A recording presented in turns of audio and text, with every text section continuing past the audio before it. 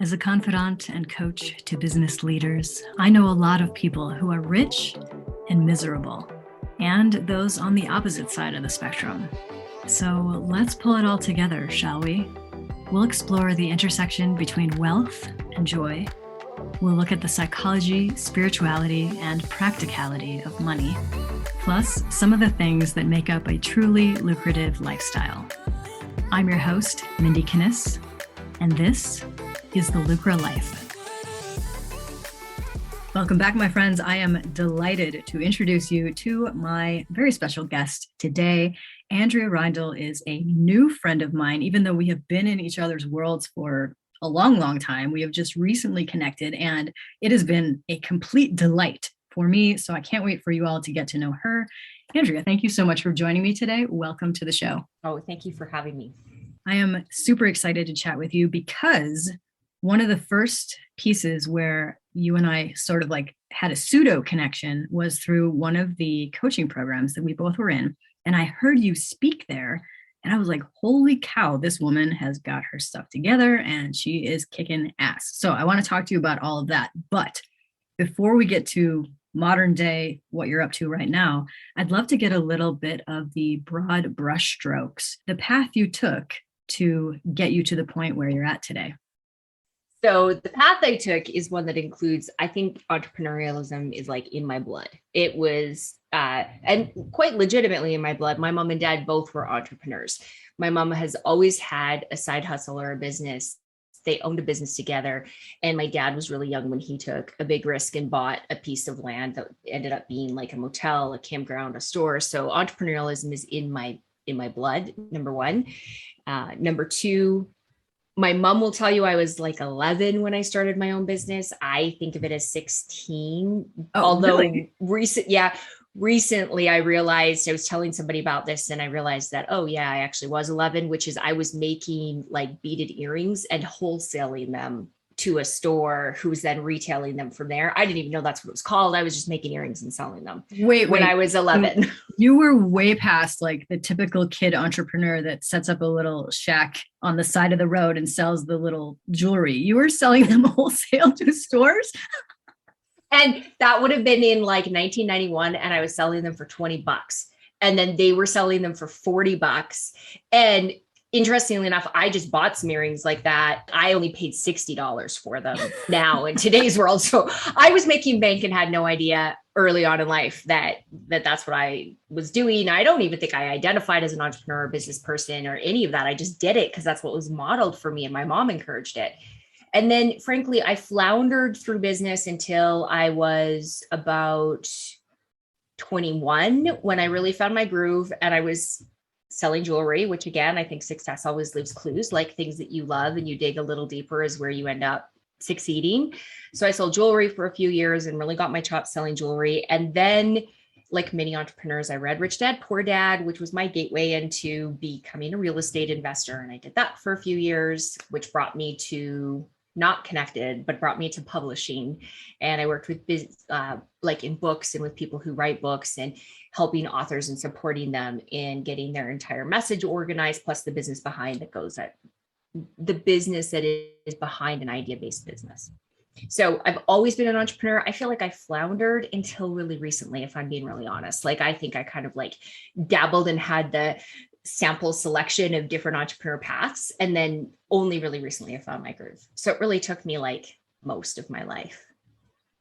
Well, it still sounds like a little bit better path than others of us, myself, have chosen.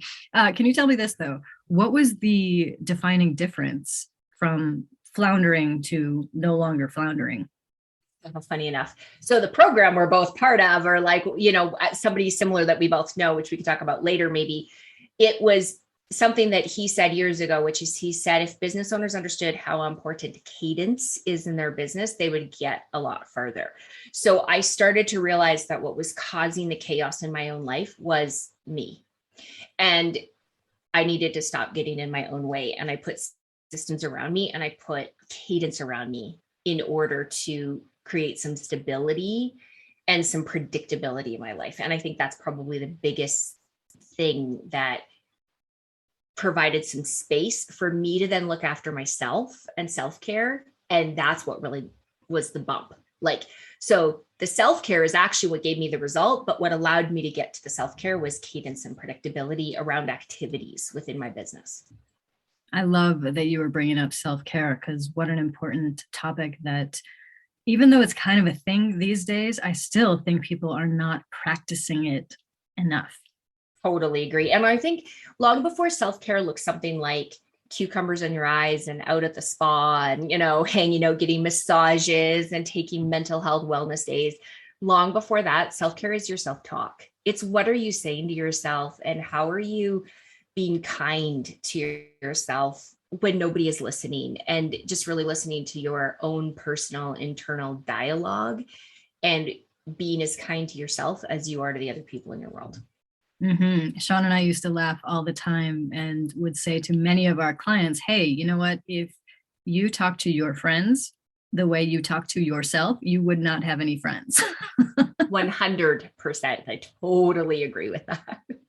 Okay, so here's what I want to know from you, because if you're making bank as this like little kid and you've just grown up as an entrepreneur essentially the whole time, a lot of entrepreneurs that I know, and I again include myself in this category, is we've had challenges along the way with wealth mindset, money mindset, all of that kind of stuff. And I kind of want to dig into that a little bit with you.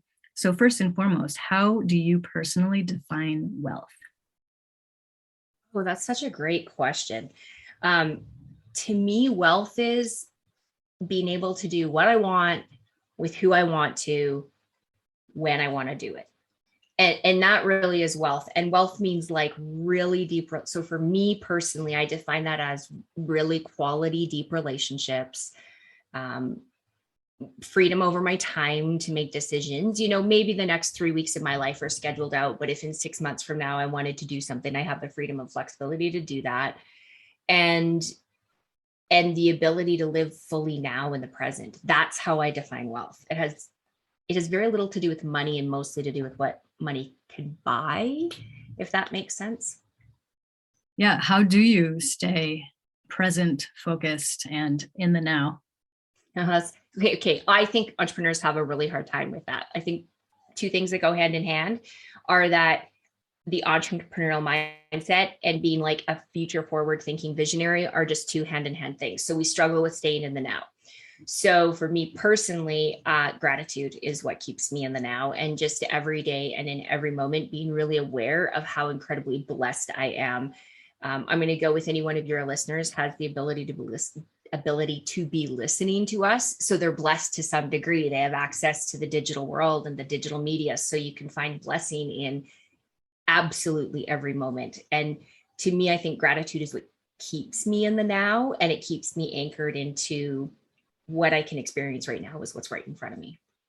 Nice. Do you have a specific practice that you do with that, or is it just something that you kind of keep in mind? Yeah, I have a couple practices. So one is at the end of every day, I write down what am I grateful for. So I make notes about what am I grateful for. And because sometimes at night, I don't have time for it, I actually have a place in my day timer where I write it during the day as well. So that's kind of like the daily practice. The bigger practice that keeps me outside of any sort of like general anxiety, I think most entrepreneurs, and self included, struggle with a certain level of functional anxiety that probably has kept us alive and kept our ancestors alive. So I embrace it. But if I start to get too spun up into like, what's going to happen next month? What's going to happen next year? What's going to happen 3 years from now? Oh, in 10 years, I want this blah, blah, blah to happen in my life, whatever that is. If I get spun up and it's a negative spiral, then I will actually just stop and start making a gratitude list until my state changes. The other thing I will do is I will look at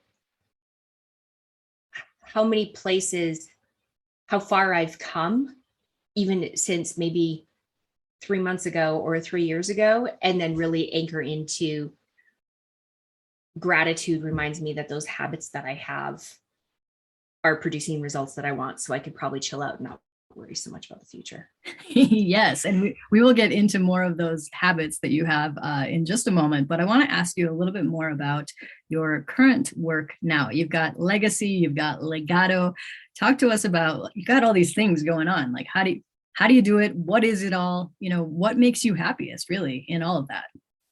Yeah, so I have a lot of things going on, but I really only have one thing going on, and that is supporting visionaries. I see myself and my unique talent as being a bridge where I can take a really big vision and then help make it real. I think Dan Sullivan is the one who coined the phrase, there's people who make stuff up, there's people who make it real, and there's people who make it recur.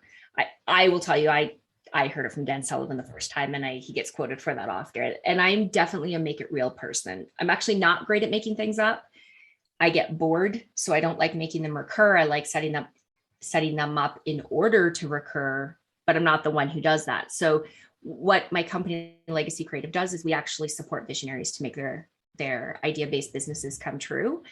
And in that, Legato Family, which is how you and I met, is the business that we're primarily focusing on right now. Fantastic. And what types of services or things do you offer them in that supportive role? Yeah, so typically we're a general contractor for digital-based businesses. So what we do is we listen to the vision and say, okay, in order to make that happen, you're going to need a website and a membership site and a product, and you're going to need to price your product around this price. And you might need a book, or you might need a podcast or a YouTube show. You're going to need customer service, all the different components of a digital-based business we assess first. And then either we do it in-house or we find a subcontractor to do it, because I've built so many different businesses that are like that, or been involved in building them, or been involved behind the scenes. I either can do it, or our team can do it, or we know somebody who can, which is why I use the general contractor analogy, because we all know that if you're going to build a house and you hire a general contractor, they might employ a framer, but they don't employ a roofer, but they know a great roofing company that they'll back. Awesome. So it sounds like you are very, very busy. Would you say that is the case, or do you have a lot of space in your days, weeks, months? I'm very scheduled. I have. I love the distinction there. You're maybe not busy, but scheduled. I don't do busy, because that stresses me out. I'm very organized with my time and scheduled, and that means, for example, tomorrow my whole day is scheduled on my calendar. And I'm going to the spa with my mom and my two sisters. Nice. So to me, that also gets a slot on my calendar, not just work stuff. So if that's busy, then yes, I'm busy. In terms of, do I get to put on my calendar what I want? 80% of the time I do. And then the other 20% of the time is just normal adulting stuff. Adulting. Taxes have to be filed, and you should look things over once in a while. And, there's if we think life is all just activities we love, that's not entirely true. You still have to do some adulting at times. It is true. So I wanted to kind of dig into the weeds of how you operate as a human, as an entrepreneur, as a mom, all these various things that you are. I have this 4-part framework question that I ask all of my guests. It's called HERB, H-E-R-B. So I'll walk you through each step. So first and foremost is habits. What are some of the habits that really lead to you not feeling stressed out, not feeling busy, getting done what you need to get done, and overall maintaining your mindset? Well, that's such a good question. So we already talked about gratitude as a habit. Some other habits I have are I make exercise a priority, and that also gets scheduled in my calendar so that there is space and time for it. Nice. I make family time a priority, and that's scheduled in my calendar. I have 2 kids. I'm a single mom. They're 14 and 17. So it's a little bit around their calendars, but that gets scheduled. I meditate, and I don't schedule that on my calendar as much. That's more like a before and after bedtime thing. So I just make sure in the morning first when I get up, and then before I go to bed. Some other habits though, are I apply the same systems that I use in my business in my personal life. So every year I do annual planning, I do quarterly planning, I review monthly, am I on track, and weekly. When I do my weekly planning for my business, I also add in all my personal stuff. So it might be stuff like book my daughter a haircut, make sure my dogs are booked in to get their haircuts. There's been a lot of haircuts in my life lately. So-and-so needs to go to the dentist, so I put my personal into my same cadence of planning that I do for my business. And that provides a lot of predictability. Another habit that's important for me is this is an interesting one. I curate my friends really carefully, and I actually review them about once every 6 months or so. And I allow myself to release ones that are no longer serving who I am. And or where I want to be, and so I'm very, very careful who I spend my time with. And I think that's a habit that's really important I love that for entrepreneurs. Yeah. I absolutely love that. And to me, it's like, there's a lot of people that are people pleasers and they'll just kind of keep accumulating all the people because they want everybody to be happy and, it's all fine. But really, sometimes that doesn't work out for everyone's best. And I love that you're like, no, I'm going to cultivate this and focus on the ones that are worth it. And then, maybe let some others go. Let them go. And I've never thought of it this way, but I actually habitually unsubscribe. So I unsubscribe in my emails on a regular basis. I unsubscribe with friends on a regular, I shouldn't say I unsubscribe with friends on a regular basis, but I absolutely evaluate, like, is this working for me or not in supporting like the goals that I have? And when I say that, I have a ton of lifelong deep friendships with people. I'm just very careful who gets into that circle. I think as you should be. I think that's awesome. Yeah. That's probably my favorite habit that I've ever heard on this show. The unsubscribed habit. Yeah. If you're very aware of what gives energy and takes energy away from you, then all you need to do is move towards more of what gives energy. Yes. And then there's this weird middle ground. And this I distinguished about 12 years ago in my life. There's this middle ground of neutral, right? Like you're like, oh, whatevs, I could take that or not take that. If it's neutral, it goes into negative for me. I say no. Like if it's neutral, I get it out. It's like listen, you do not have to tell me twice because as you know, I'm a huge introvert. So like, I'm like, oh, that person, it's draining. No. Totally. And if it's even like, meh, yeah, not worth it. Not worth it. Go to where there's pluses. Yes. I love this so much. Yeah. Okay. So let's move on to the E in HERB. The E stands for environment. How do you set up your physical space, whether that's home office, car, wherever you are, in order for you to be at your best state? This is another awesome question because we don't talk about this as entrepreneurs. We keep it as like this little secret. Okay. So I'm very intentional about my space. Number one, nothing comes in to it unless it's intentional. So like I even just sit in my car when I pick up my mail and I get rid of all the junk mail and it just goes right into my recycle bin. It doesn't walk through the door. And that's intentional. It's almost like it's an intention thing of don't even let this into my world. So number one, anything that comes in is an add, not a minus, if at all possible. I have kids, so to some degree, I can't control all of that. Like if you're talking to parents, you can't send like all the presents back that maybe came from the grandparents or whatever. So there's certainly like some flexibility there, but to anything that I can influence, I use that like it gives me energy or it doesn't come in. Another thing with my environment is I automate as much of my environment as possible. And I would suggest that earlier in life, like earlier in my business, if I had figured this out, I think I would have moved faster. And I also see how people who have elevated their business more than I am right now, they do this more. So I automate my environment, meaning if I know my lawn needs to get mowed once a week and I don't have the space to mow it, I just subscribe to that. Like I put myself on a service where I pay them monthly and my cleaners come and they take care of cleaning. And now I have it every week. At the beginning, it was only random that I could afford it. So I did it once in a while when I could afford it. And then when I could afford it, I put it on once a month automation and then once every 2 weeks. And now it's once a week. So I control my environment in a lot of ways by automating, keeping order in it. Because otherwise I can get my head, and here's why, I can get my head so in the cloud, like imagining and envisioning and working and stuff. And then I look up and like I have a complete mess all around me. How did that happen? How did that happen? Like, whoa, what happened? A week disappeared, right? So I just found automating it made fewer decisions and then it could be tidy.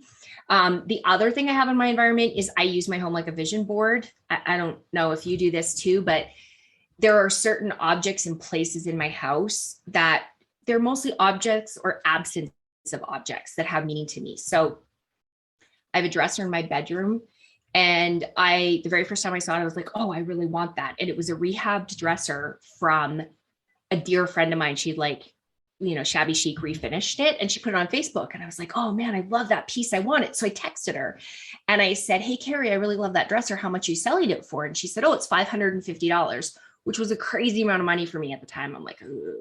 Anyway, she goes, it's $550. And while I was making it, I was thinking about you. And so I bought it because I was like, yeah. And you had to. It was I had to. I was like, well, she was thinking about me and she knew I would like it. Yeah.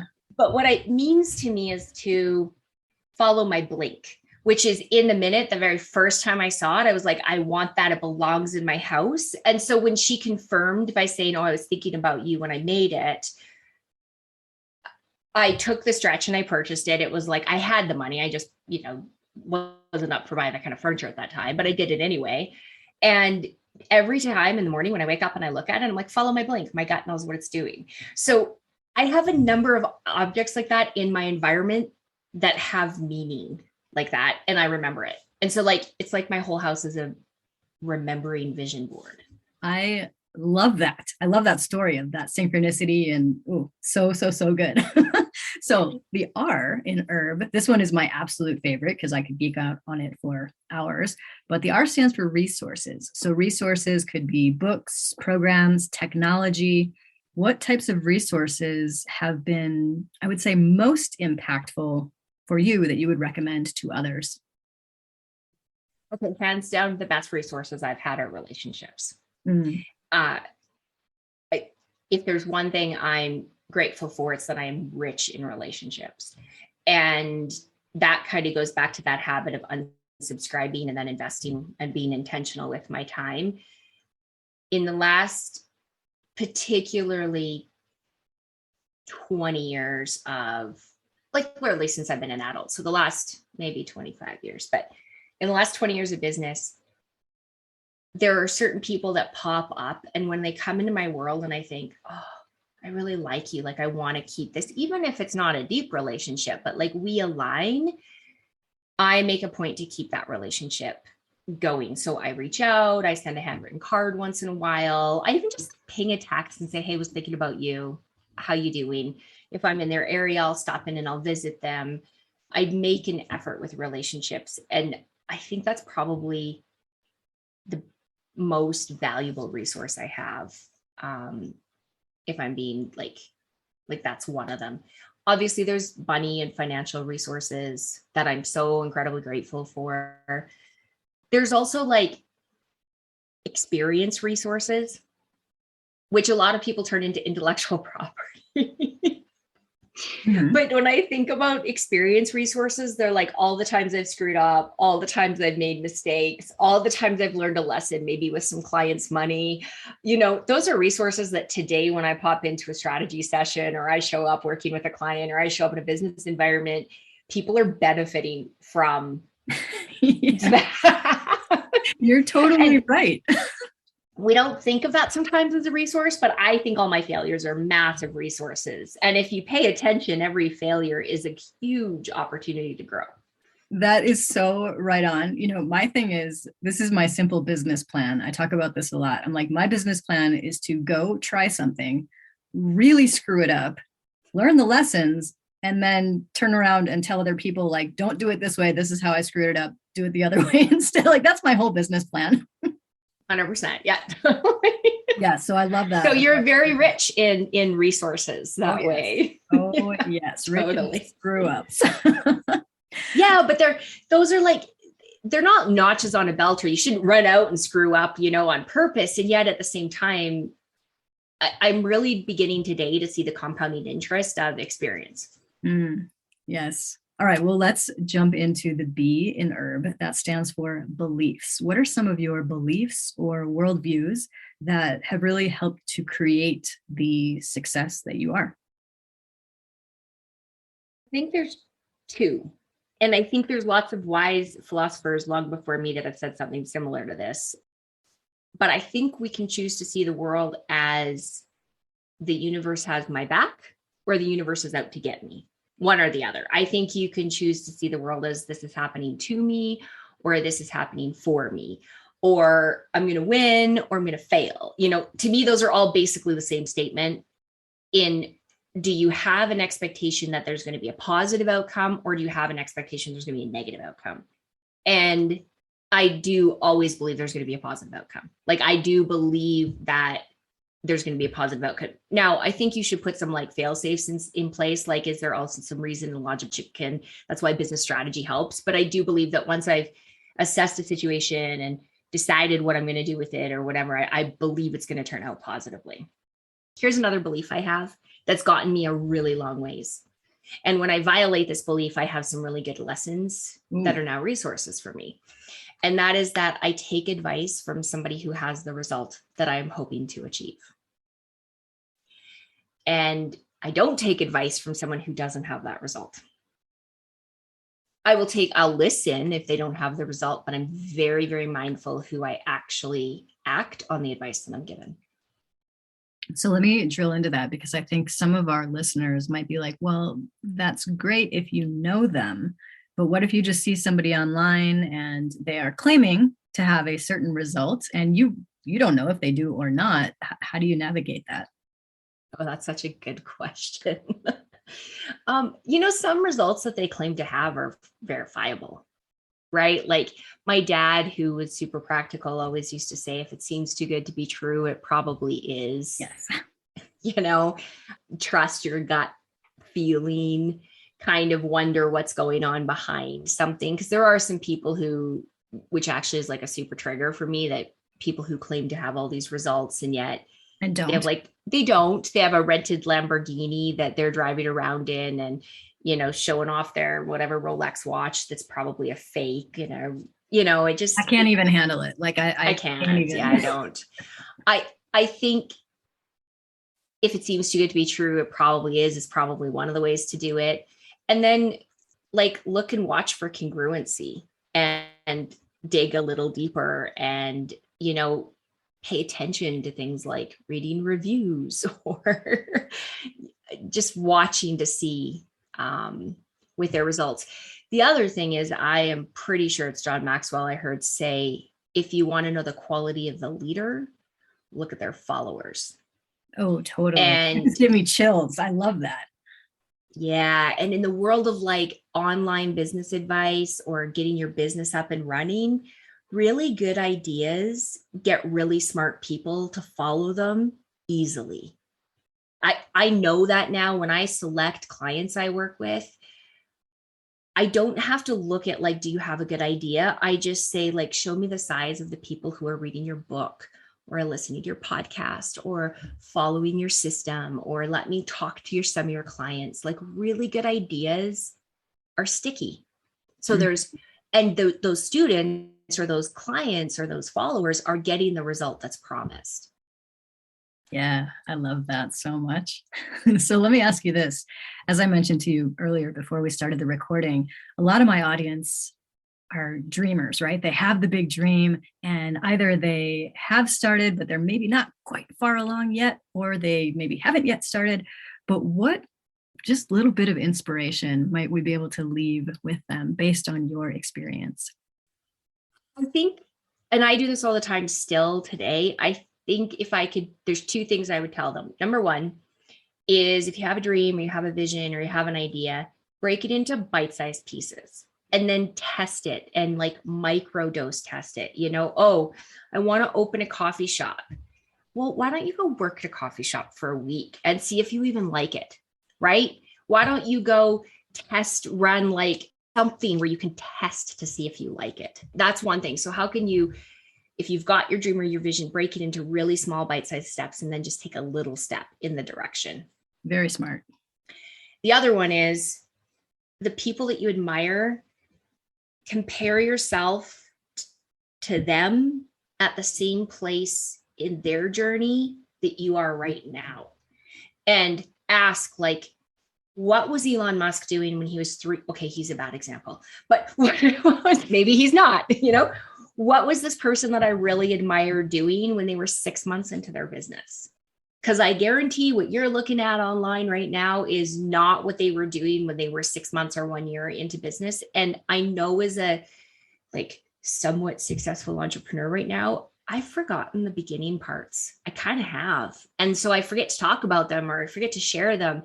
And if somebody happens to, corner me at a cocktail party and ask me about my first business or what I was making beaded earrings or whatever, I light up and I talk about it because it's fun to talk about.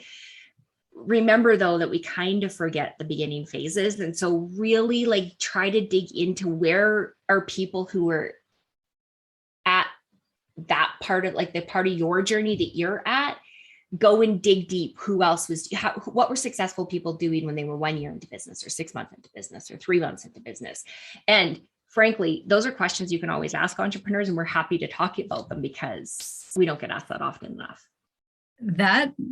I love that advice so much. Maybe my favorite ever given on this show. There's a lot of favorites on this one, but seriously, because there's an easy way to do that too, which is read people that you admire, read their biographies, because they'll tell you in their biography. We all like to tell our stories. So like go back and read their biographies and you're like, oh, this is what it was like when you were like broke and homeless. Yeah, it sucked back then. Right. Like, don't compare yourself to me now. Like, legit, I have this conversation with my membership people all the time because they're early stage. And I'm like, you guys got this. Like, you're kicking ass compared to where I was at that time. So good. Andrea, this has been absolutely amazing. Where can people learn more about you? So they totally can check out my website is legacycreative.com.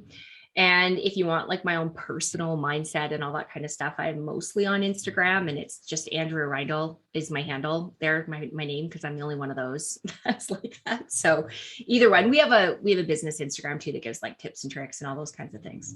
Perfect. Well, I will link to all that good stuff in the show notes at lucra.com. So dear listener, you can find all those very easily.